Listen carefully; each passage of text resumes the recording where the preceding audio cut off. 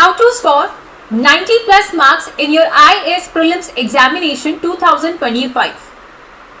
Hello everyone, IAS Cafe presents topic-wise analysis of previous year's questions from all the subjects on this platform.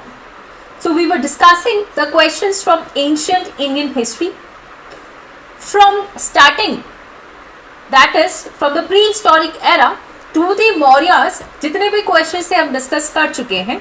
And now we were discussing the question from 2.1st unit, which contains the question from post-Mauryas to the post-Guptas. Okay, and in this unit we had already covered the 17th question. Now we will be discussing question number 18. Okay, आज का जो discussion होगा वो start होगा from question number 18. चलो शुरुआत करते हैं. Question बोलता है question number 18. ओके, दोस्त for new please do check a playlist. वहाँ पे आपको मॉडर्न इंडियन हिस्ट्री के सारे PYQs मिल जाएंगे. उसी के साथ ये एंशिएंट इंडियन हिस्ट्री का आखिरी लेक्चर है. इसके बाद जैनिज्म बुद्धिज्म पे सेपरेट एक लेक्चर है. फिर हम मिडिवल हिस्ट्री के क्वेश्चंस पे आएंगे. ठीक है जी. ओके, स्टार्ट करते हैं. Question number 18. Question says the Mrichchhakatika, an ancient Indian book written by Shudraka, deals with. First option, the love affair of a rich merchant with the daughter of a courtesan. Second, the victory of Chandragupta II over the Shaka Kshatrap of Western India. Third, the military expeditions and exploits of Samudragupta.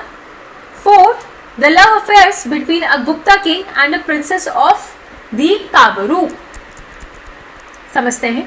ये question सबसे पहली बात Gupta literature से आया है. अगर हम last video की बात करें, ठीक है, वहां पे हमने बहुत सारे ऐसे क्वेश्चन देखे थे जो कि गुप्ता लिटरेचर में से सवाल आया था. और ये फिर से जो थीम रिपीट हुई है, that is from the Gupta literature, that is about the Mricchakatika.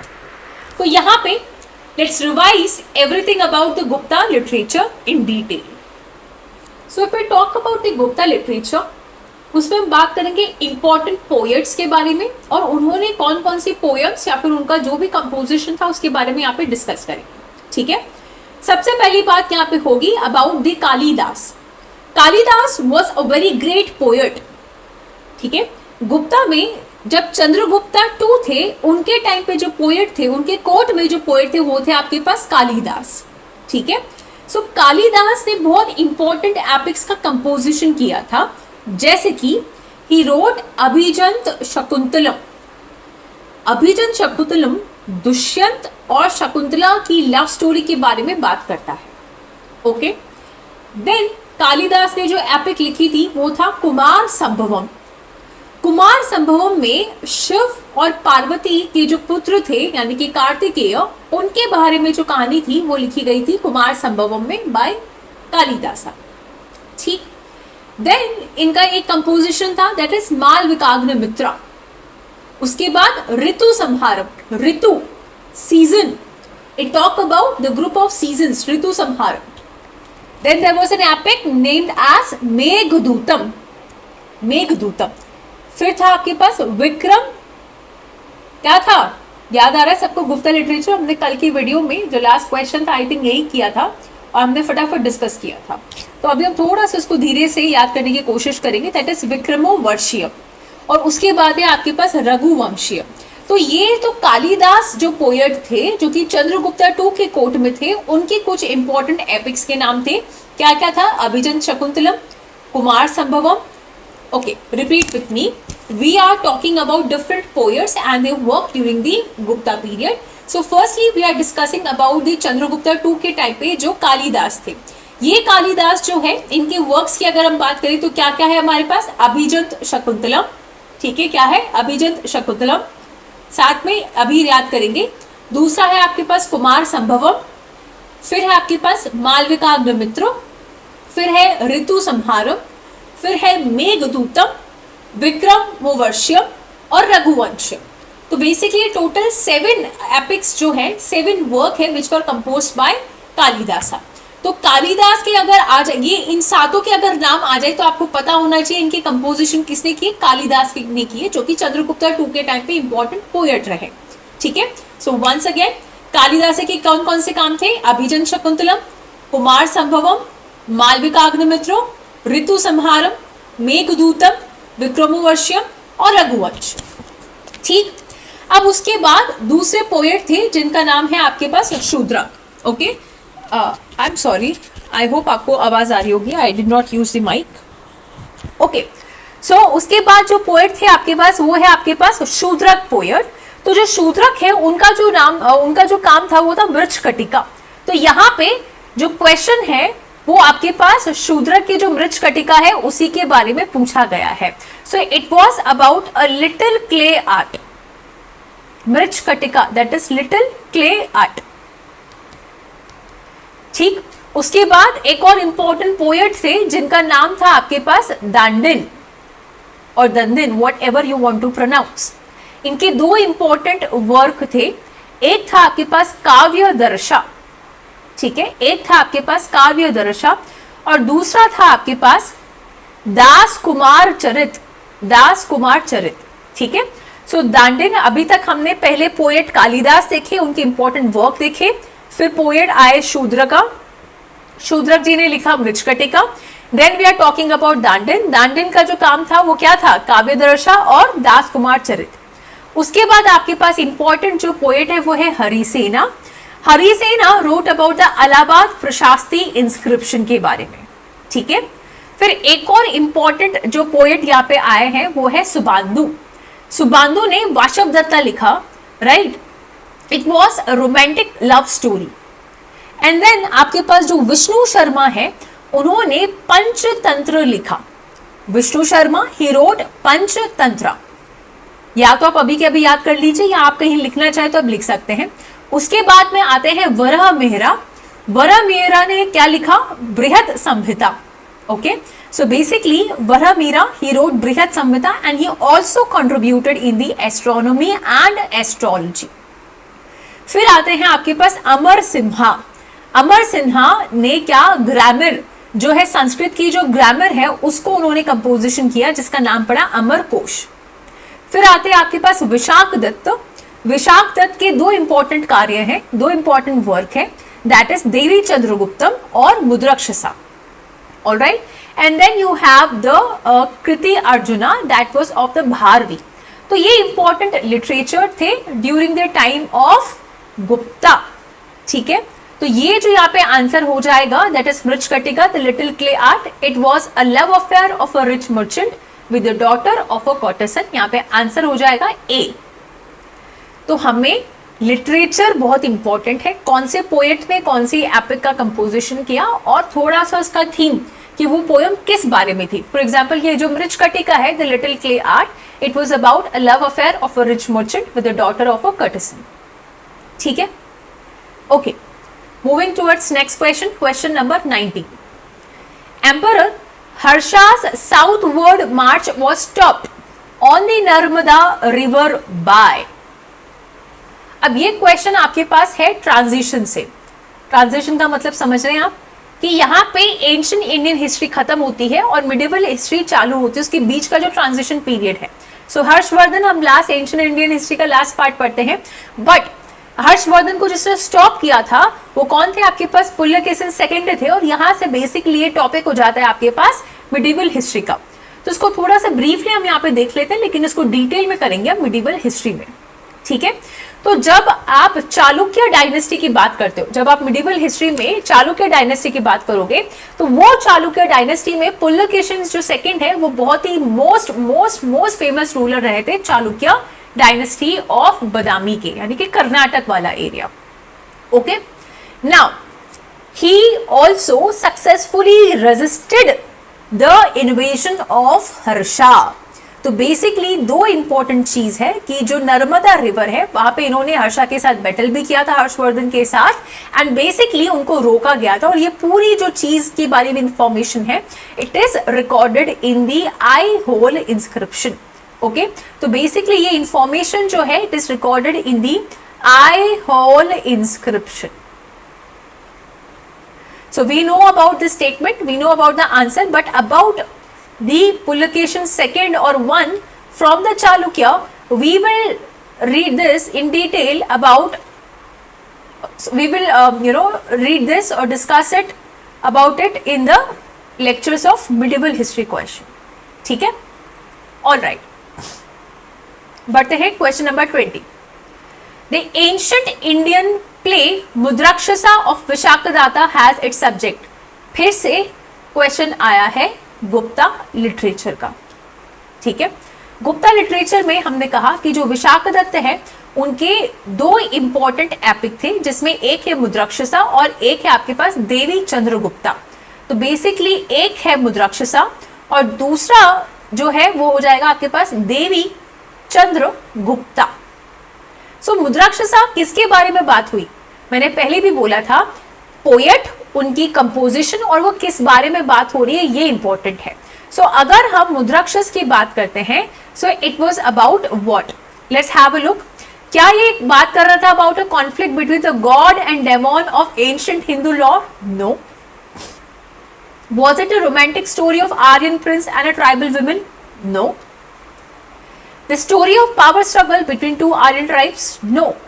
So when we talk about the Mudrakshasa of Vishakadatta, it was about the court introduced at the time of Chandragupta Maurya. कि basically Chandragupta Maurya ने कैसे कौटिल्य की मदद से धनानंद को हरा के पूरा अपना एम्पायर बनाया, ये सब कहानी लिखी थी आपके पास मुद्राक्षसा में, which was composed by विशाखदत्ता. और इसी के साथ विशाखदत्ता की एक और जो पोयम थी वो थी आपके पास देवी चंद्रगुप्ता. ठीक है, now the next question. From the 3rd century AD, when the Huna invasion ended the Roman Empire, the Indian merchants relied more and more on, number 1, African trade, Western European trade, Southeast Asian trade and Middle Eastern trade. So basically Huna invasion यहाँ पे हम नहीं पढ़ेंगे. Huna invasion is not a part of this topic, but थोड़ा अगर आपको जानना है तो अब ये बात कर सकते हैं कि जो सेंट्रल एशिया वाला एरिया था, ओके, वहां की एक नोमैडिक ट्राइब थी हुनास, जिन्होंने इंडिया को इन्वेड किया था समथिंग अराउंड 5th century. ठीक है, एंड अगर उनकी खासियत की बात करते हैं तो ये जो हुनास थे, they were very skilled in fighting wars, और वो बहुत इजीली उन्होंने गुप्तास को हरा भी दिया था, जो कि उस वक्त का बहुत इंपॉर्टेंट पावरफुल एम्पायर था. ठीक है, तो ये जो हुनास ने इन्वेजन किया गुप्तास को हरा के, इसकी वजह से बहुत ज़्यादा डिस्ट्रप्शन हुआ और पूरे इंडिया में ट्रेड एंड कॉमर्स के अंदर लॉस देखा गया. इवन अगर हम इंडियन मर्चेंट्स की बात करते हैं, they were forced to look for the new market, क्योंकि जहाँ पे वो ऑलरेडी काम कर रहे थे ना, वहाँ पे उनको बहुत लॉस हो रहा था. तो बेसिकली उन्होंने अपना पूरा अटेंशन साउथ ईस्ट एशिया की तरफ कर लिया. ओके, तो ये साउथ ईस्ट एक ये, अच्छा आप थोड़ा सा समझो, हमने क्या बोला, गुप्ता एम्पायर.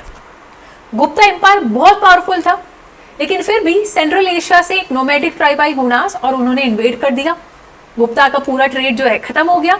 तो बेसिकली उनको अपने ट्रेड का पूरा रास्ता मोड़ना पड़ा साउथ ईस्ट एशिया की तरफ. तो एक ये रीजन भी है कि गुप्ता का जो ट्रेड है वो इफेक्ट हुआ था हुनास की वजह से. तो एक इंपॉर्टेंट थेमेटिक एरिया बन जाता हुनास. हुनास पे क्वेश्चन आता है. और दूसरा, हुनास के इन्वेड करने की वजह से जो गुप्तास ने अपना पूरा मैरीटाइम ट्रेड अटेंशन जो डाइवर्ट किया साउथ ईस्ट एशिया की वजह से, एक ये रीजन है कि गुप्तास के टाइम पे जो इंपॉर्टेंट सी पोर्ट है उस पर सवाल पूछा जाता है. ठीक है, तो the Guptas turned their attention towards the trade from the Southeast Asian trade. Okay? Next, देखो अगला ही क्वेश्चन नहीं है, अगला ही क्वेश्चन है. क्वेश्चन नंबर 21 में तो इन्होंने बोल दिया कि हुना की वजह से उन्होंने साउथ ईस्ट एशियन ट्रेड की तरफ अपना ध्यान किया, और अगले क्वेश्चन में इन्होंने इंपॉर्टेंट जो सी पोर्ट है उसके बारे में बात कर ली. तो आप समझ रहे हो कि इन्होंने ये एरिया क्यों पकड़ा है क्वेश्चन पूछने का, है ना. ठीक है, डिस्कस करते हैं question number 22. Which one of the following port handled the North Indian trade during the Gupta period? तो बेसिकली आजकल सवाल आ रहा है कि इनमें से ये वर्ड जो है क्या है, पोर्ट है. लेकिन अब यहाँ पे 4 पोर्ट्स के नाम दिए, इनमें से कौन सा जो पोर्ट था जिसने नॉर्थ इंडियन ट्रेड को संभाला था? क्या वो तमरालिप्ती था, क्या वो बड़ौच था, क्या वो कल्याण था, या वो कैम्बे था? देखो आंसर है इसका तम्रालिप्ति सी पोर्ट। ओके, सो ये जो तम्रालिप्ति सी पोर्ट है, इन्होंने पूरा नॉर्थ इंडियन का जो ट्रेड है उसको संभाल के रखा हुआ था। ऑलराइट, तम्रालिप्ति एक पोर्ट सिटी थी, और अगर इसकी कैपिटल की बात करते हैं तो वो है सुहमा किंगडम, जो कि बे ऑफ बंगाल की तरफ रीजन ये पड़ता है। ओके, और यही तम्रालिप्ति जो कि एक सी पोर्ट रीजन है, it was very important centre for Buddhism as well, for Jainism as well. Okay, यहाँ पे बहुत ज्यादा आपको बुद्धिस्ट मोनेस्ट्रीज में मिलेगी, अशोका के पिलर भी मिलेंगे। Okay, now regarding the other sea port, for example बाकी ऑप्शन की अगर हम बात करें, बाड़ोच की, कैम्बे की, कल्याण की, तो जो बाड़ोच है वो आज का प्रेजेंट जो गुजरात वाला एरिया है ना, आप देखो उसको कॉमन से भी आप कैसे कर सकते थे। फॉर एग्जाम्पल यहाँ पे इन्होंने पूछा कि इनमें से कौन सा, देखो गुप्तास ने अपना पूरा अटेंशन किधर कर लिया था, साउथ ईस्ट एशिया की तरफ कर लिया था, है ना, तो बाड़ोश तो गुजरात की तरफ है, तो ये पोर्ट तो काम आएगा नहीं। तमरा, आपको एरिया भी पता होता ना तो भी आप कर लेते। Tamralipti was something around the Bengal region, तो बाड़ोच आप हटा देते क्योंकि वो गुजरात वाले एरिया की साइड में था।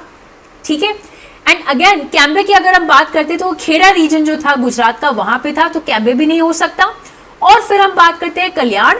सो कल्याण जो है वो एक एंशिएंट पोर्ट था ड्यूरिंग द सातवाना जो किंगडम है उनके टाइम पे, तो इसका आंसर हो जाएगा तम्रालिप्ति। ठीक है, अगला सवाल थोड़ा सा ये साफ कर देते हैं फॉर द बेटर क्लियरिटी, इसको आपको स्पेस मिल जाएगा,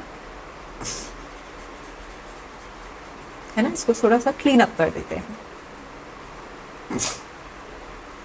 okay, moving towards the next question, that is question number 23. Which one of the following sculptures invariably use the green schizoid as the medium? Interesting. बताओ